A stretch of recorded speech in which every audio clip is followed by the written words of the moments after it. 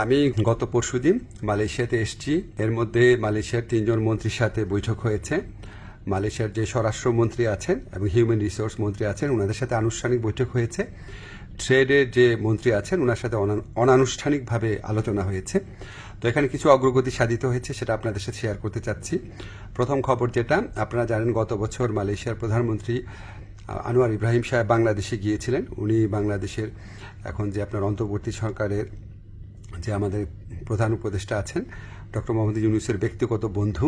তো উনি তখন প্রতিশ্রুতি দিয়েছিলেন যে গত বছর যেই বাংলাদেশি শ্রমিকরা মালয়েশিয়াতে আসতে পারে নাই শেষ মুহূর্তে, তাদেরকে উনি মালয়েশিয়াতে আসার সুযোগ করে দিবেন। এটা নাম্বার ছিল 17,000-এর মতো। তো এটা ভিত্তিতে আমরা অনেক আলোচনা করেছি। তো তারা বলেছে তারা ব্যাচ ওয়াইজ নিবে।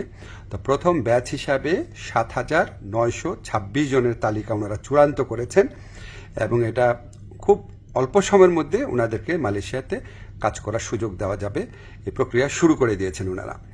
সেকেন্ড যে নিউজটা, ভবিষ্যৎ কর্মসংস্থানের ক্ষেত্রে আমরা বিভিন্ন সূত্রে জেনেছি আগামী কয়েক মাসে মালয়েশিয়া 1 থেকে 1.5 লক্ষ বিদেশি শ্রমিক নিতে পারে।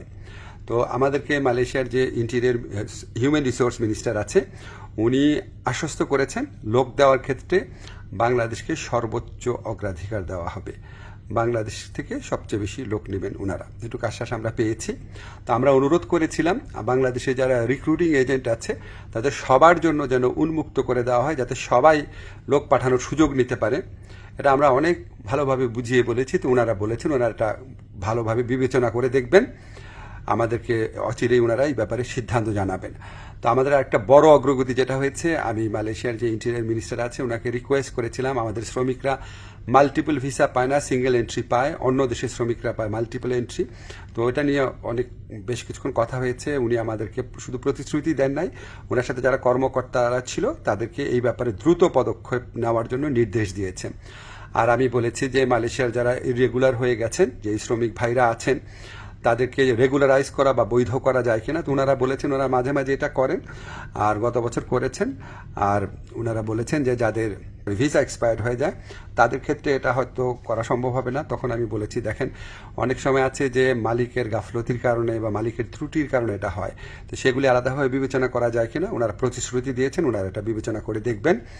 এছাড়া আমরা আরও কিছু বিষয় নিয়ে আলোচনা করেছি, যেমন আমরা বলেছি যে এখানে যে আপনার সিকিউরিটি গার্ড আছে বা কেয়ার গিভার আছে বা নার্স আছে, বাংলাদেশ থেকে নেওয়া যায় নাকি, স্কিল্ড ওয়ার্কফোর্স নেওয়া যায় নাকি। ওনারা আগ্রহ দেখিয়েছেন, এ ব্যাপারে আমাদের আলোচনা অব্যাহত থাকবে। আপনাদের দোয়া ছিল, এই জন্য এতটুকু অগ্রগতি হয়েছে। আপনারা দোয়া করবেন আমরা যেন মালয়েশিয়া যারা শ্রমিক ভাই আছে বা যারা আসতে চান তাদের যেন সত্যিকারে কল্যাণকর কিছু করতে পারি। ধন্যবাদ আপনাদের সবাইকে।